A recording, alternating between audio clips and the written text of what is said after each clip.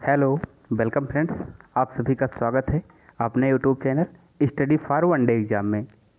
जैसा कि आप लोगों को थंबनेल से दिख गया होगा कि हम सॉल्व कर रहे हैं यूपी ट्रिपल एससी से संबंधित अब तक जितनी भी परीक्षाएं हुई हैं, चाहे वह लेखपाल हो, वीडियो हो या फिर अन्य कोई परीक्षा जो यूपी ट्रिपल एससी कंडक्ट कराता है, उन सब में अब तक जो प्रश्न पूछे गए हैं उन सब प्रश्नों का हम विषयवार अध्ययन कर रहे हैं, जिससे जो है हमारे नॉलेज में इम्प्रूवमेंट हो और आने वाली परीक्षाओं के लिए हमें हेल्प मिल सके और हम समझ सकें कि किस तरीके का प्रश्न यूपी ट्रिपल एससी से संबंधित परीक्षाओं में या अन्य एक दिवसीय परीक्षाओं में पूछा जाता है, जो आपकी आने वाली सभी परीक्षाओं के लिए अति उपयोगी होगा। तो थंबनेल से आप लोगों को दिख गया होगा कि यह सीरीज भूगोल की है। एक अन्य प्लेलिस्ट में इतिहास की भी सीरीज चल रही है। अगर अभी तक आपने इतिहास के एक भी वीडियो नहीं देखे हैं तो प्लीज़ मेरी आपसे रिक्वेस्ट है कि उस प्लेलिस्ट में जाएं और एक तरफ से सभी वीडियो को ज़रूर देखें, जो कि आपके एग्ज़ाम के लिए बहुत ही ज़्यादा हेल्पफुल साबित होंगे। और आशा करता हूं अगर आप लगातार देख रहे हैं तो आपको यह सीरीज़ पसंद भी आ रही होगी। अगर आपको यह सीरीज़ पसंद आ रही है तो कमेंट के माध्यम से हमें ज़रूर बताएं। और अभी तक अगर आप हमारे चैनल को सब्सक्राइब नहीं किए हैं तो please study for one day exam channel को सब्सक्राइब करें, जिससे हमारा उत्साह और बढ़े और जो है आगे के लिए हम लोग अच्छे तरीके से वीडियो लाने का प्रयास करें। आइए देखते हैं। सबसे पहला प्रश्न है हमारा, भारत का हिमाद्री स्टेशन स्थित है। भारत का हिमाद्री स्टेशन नॉर्वे के पास स्थित है, यानी नॉर्वे में ही स्थित है, ठीक, जो कि कहाँ पड़ता है, आर्कटिक में। इसकी स्थापना 2008 में की गई, 2008 में, जो कि भारत का पहला आर्कटिक अभियान था, यानी आर्कटिक रिसर्च सेंटर है, ठीक। आइए देखते हैं अगला प्रश्न। अगला प्रश्न है हमारा, केंद्रीय उपोष्ण उद्यान संस्थान स्थित है।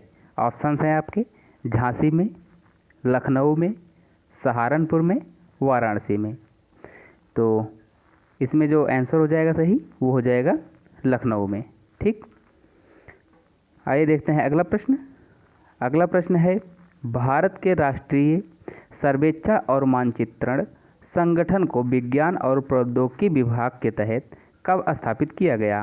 ऑप्शन है आपके 1757, 1760, 1767, 1770। ऑप्शन जो आपका सही होगा वो हो जाएगा 1767, ठीक। 1767 ईस्वी में जो है भारत में राष्ट्रीय सर्वेक्षण और मानचित्रण संगठन को विज्ञान और प्रौद्योगिकी विभाग के तहत स्थापित किया गया। आप लोगों को डेट के हिसाब से जो है याद रखने की ज़रूरत तो फिलहाल अब वाले एग्ज़ाम में नहीं है, ये पिछले परीक्षा में जो है पूछ लिया गया। संभवतः उम्मीद यही है कि अब आने वाली परीक्षाओं में इससे संबंधित डेट नहीं पूछेगा। आपसे क्वेश्चन यह पूछा जा सकता है कि भारत के राष्ट्रीय सर्वेक्षण और मानचित्रण संगठन की स्थापना किस विभाग के तहत की गई, तो विज्ञान और प्रौद्योगिकी विभाग के तहत की गई, यह आपको याद रखना है। आइए देखते हैं अगला प्रश्न। भारतीय दलहन अनुसंधान अवस्थित है। ऑप्शन है आपके भोपाल, पटना, कानपुर, हैदराबाद। तो इसका सही आंसर हो जाएगा कानपुर, ठीक। कानपुर इसमें सही आंसर हो जाएगा।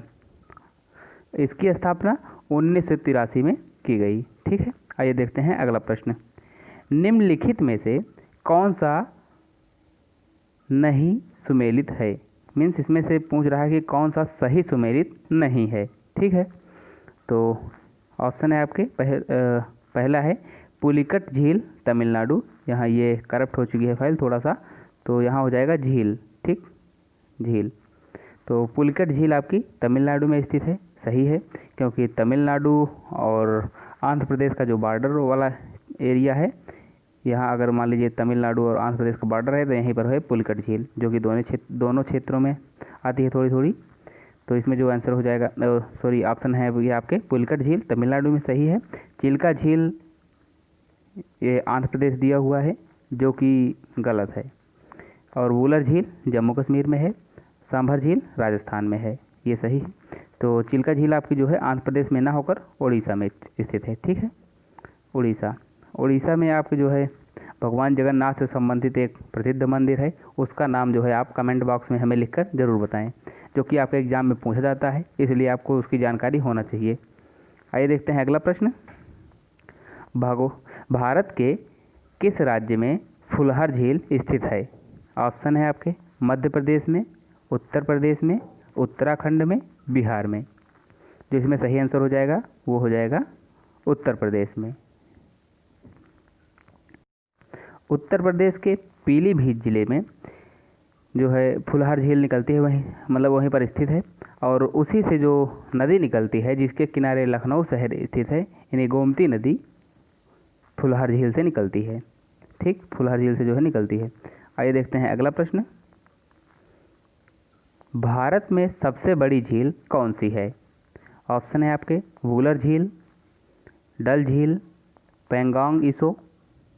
तो इसमें से जो सही आंसर होगा वो आप कमेंट के माध्यम से हमें बताएं, और तब तक हम आइए देखते हैं जो सही आंसर होगा आपका इसमें से वुलर झील। और जो ऑप्शन दिए हुए हैं इनके हिसाब से देखा जाए तो वुलर झील होगा। ठीक, तो और उस तरीके से देखा जाए तो चिल्का झील।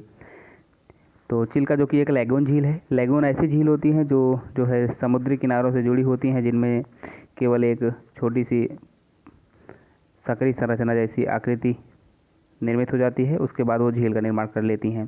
ठीक, और बाकी वो समुद्र का ही भाग होती हैं। आइए देखते हैं अगला प्रश्न। अगला प्रश्न है, नदी के प्रवाह को मापने के लिए निम्न में से किसका उपयोग किया जाता है? ऑप्शन से आपके Richter scale, anemometer, Beaufort scale, cumec. ठीक, तो इसमें से जो सही आंसर होगा आपका वो होगा क्यूमेक।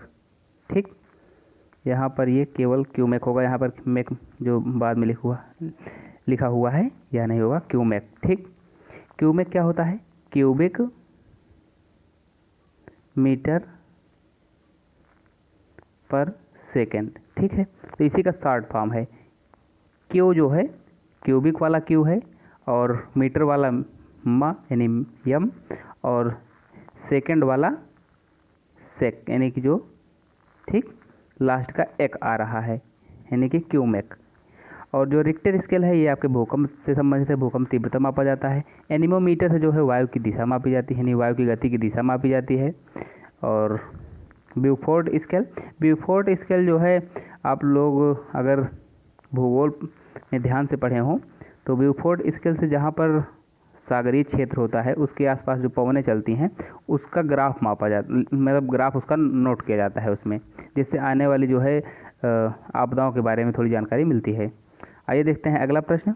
अगला प्रश्न है, किसी स्थान की आर्द्रता जानने के लिए निम्न में से किसका उपयोग किया जाता है? ऑप्शन है आपके पेरिस्कोप, हाइड्रोमीटर, हाइग्रोमीटर, पायरोमीटर। तो इसके ऑप्शंस के बारे में थोड़ी थोड़ी जानकारी रख लीजिए।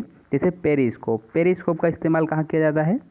आप विज्ञान पढ़े होंगे, विज्ञान में जो है पूर्ण आंतरिक परावर्तन का सिद्धांत जो है पढ़े होंगे थोड़ा सा, तो उसमें जो है जब पनडुब्बियों में जो इस्तेमाल किया जाता है वहाँ पर होता है प्रयोग पेरिस्कोप का। पेरिस्कोप का इस्तेमाल कहाँ पर किया जाता है? जैसे मान लीजिए वो पनडुब्बी कोई है, वो जल में डूबी हुई है, मान लीजिए जल वाली सतह है, ये पूरा जल है और पनडुब्बी यहाँ पर है। ठीक है, पनडुब्बी डूबी हुई है यहाँ पर, और यहाँ इसको जो है सामने समुद्र में कुछ देखना है, तो यहाँ पर एक ऐसा यंत्र निकला होता है जहाँ पर ये पेरिस्कोप लगा होता है। अब पेरिस्कोप काम कैसे करता है इसके बारे में आप थोड़ा सा जानकारी आप रख लीजिए। जैसे मान लीजिए ये पेरिस्कोप की संरचना है, ठीक, और ये इतना यहाँ से जल में डूबा हुआ है, जल के ऊपर ये इतना भाग निकला हुआ है। ठीक है, तब यहाँ पर एक ऐसे शीशे जैसा कुछ लगा होगा, जो कि यहाँ पर चित्र मतलब यहाँ पर जो आकृति बनेगी वो इस शीशे में प्रतिबिंब बनेगा, और यह प्रतिबिंब यहाँ एक नीचे शीशे जैसी आकृति बनी होगी, यहाँ से यहाँ पर ये रिफ्लेक्ट कर देगा। रिफ्लेक्ट की जो है यहाँ पर पूर्ण आंतरिक परावर्तन के माध्यम से होता है, तो ये चित्र यहाँ पर दिखाई देगा, और यहाँ पर पनडुब्बी में देखने के लिए यंत्र लगा होगा। अब यहाँ से जो व्यक्ति देखेगा उसे जो है इस वाले में एकदम चित्र स्पष्ट रूप से दिखाई देगा, इस वाले दर्पण में। ठीक, तो ये होता है पेरिस्कोप। हाइड्रोमीटर क्या है? हाइड्रोमीटर से जो है द्रव का घनत्व मापा जाता है। ठीक है, द्रव का घनत्व मापा जाता है। और हाइग्रोमीटर से आर्द्रता मापी जाती है। तो आर्द्रता मापने के लिए कौन सा सही हो जाएगा? सी ऑप्शन सही हो जाएगा। पायरोमीटर से उच्च तापमान मापा जाता है।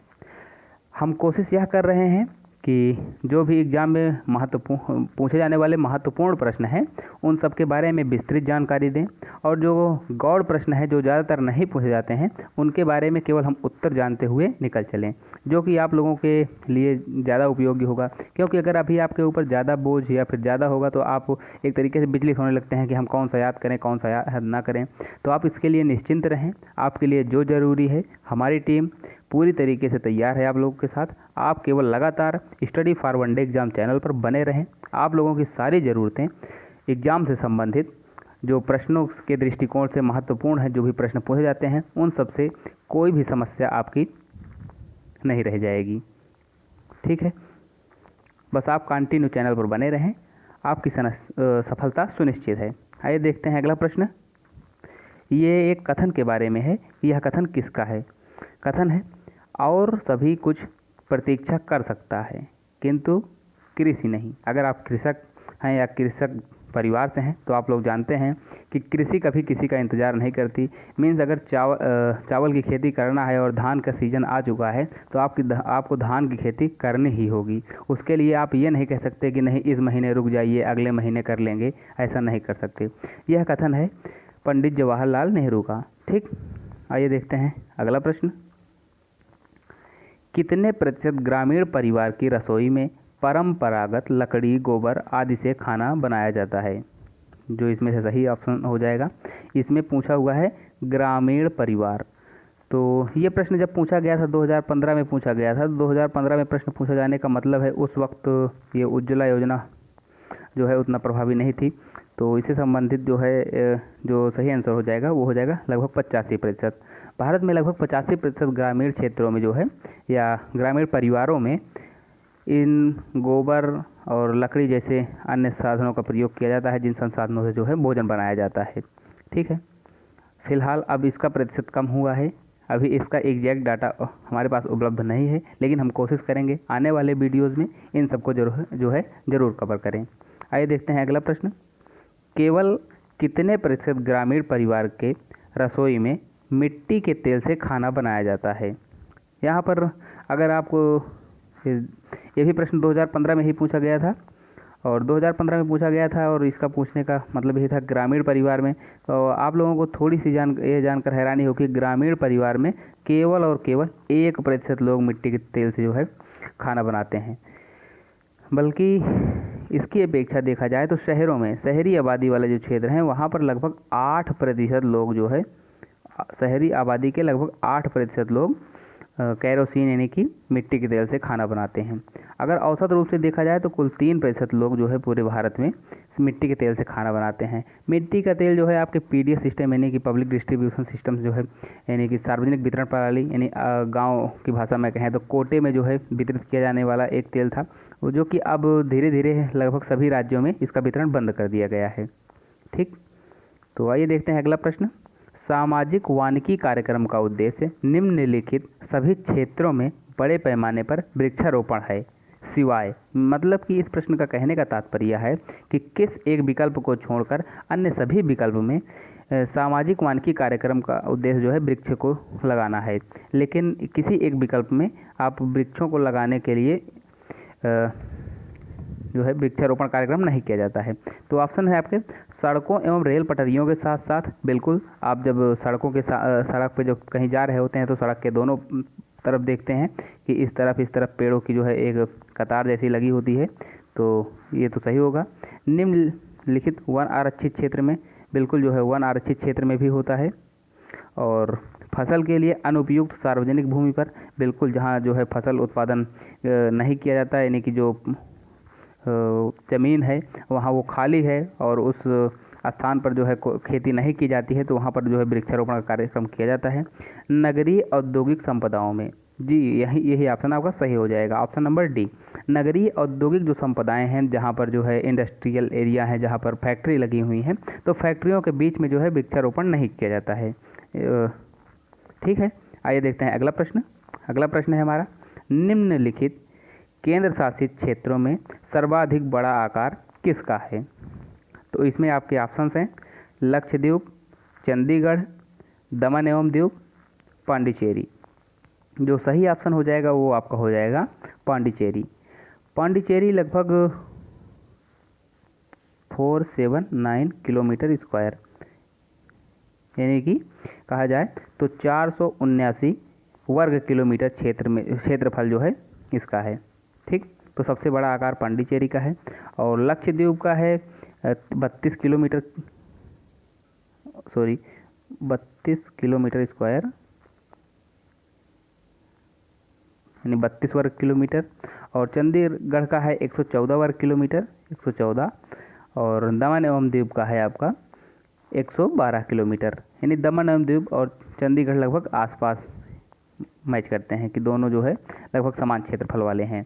लेकिन फिर भी अगर कहा जाए तो सबसे छोटा निम्नलिखित में से लक्षद्वीप होगा, और उससे बड़ा हो जाएगा दमन दीव, और उससे बड़ा चंडीगढ़, और सबसे बड़ा इसमें जो दिया हुआ है वो है पांडिचेरी। तो इसमें से आपका ऑप्शन सही हो जाएगा पांडिचेरी। ठीक, आइए देखते हैं अगला प्रश्न। माउंट एवरेस्ट पर चढ़ने वाली प्रथम भारतीय महिला कौन थी? ऑप्शन है आपके कमलजीत सिंधु, बुला चौधरी, कल्पना चावला, बछेंद्री पाल।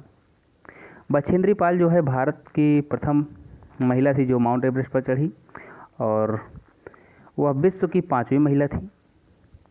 अब ऑप्शन में आपके जो है क्वेश्चंस जो पूछे जाएंगे वो नॉर्मली ये नहीं पूछेंगे भारत की प्रथम, हालांकि वह यह पूछ सकते हैं कि बछेंद्री पाल जो है विश्व में कौन सी नंबर की महिला थी जो माउंट एवरेस्ट पर चढ़ी। ठीक, तो इसका जो ऑप्शन सही हो जाएगा वो हो जाएगा बछेंद्री पाल, जो कि विश्व की 5वीं महिला थी। इनका जन्म उत्तराखंड में हुआ था, और उतना विशेष आपको जानने की जरूरत नहीं, केवल जो जानकारियाँ जो है फैक्चुअल हैं, जो आपको एग्जाम में महत्वपूर्ण है, उन सबको जानना बहुत ज़रूरी है आपके लिए।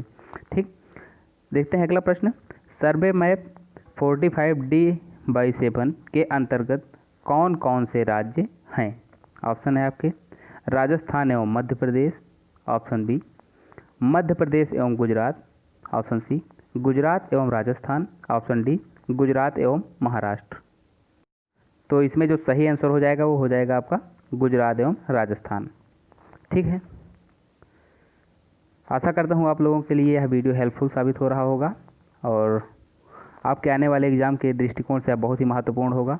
अगर आप लोगों को मेरी यह सीरीज़ अच्छी लग रही है तो आप चैनल को सब्सक्राइब ज़रूर करें, और अपने दोस्तों के साथ ज़्यादा से ज़्यादा शेयर करें। धन्यवाद।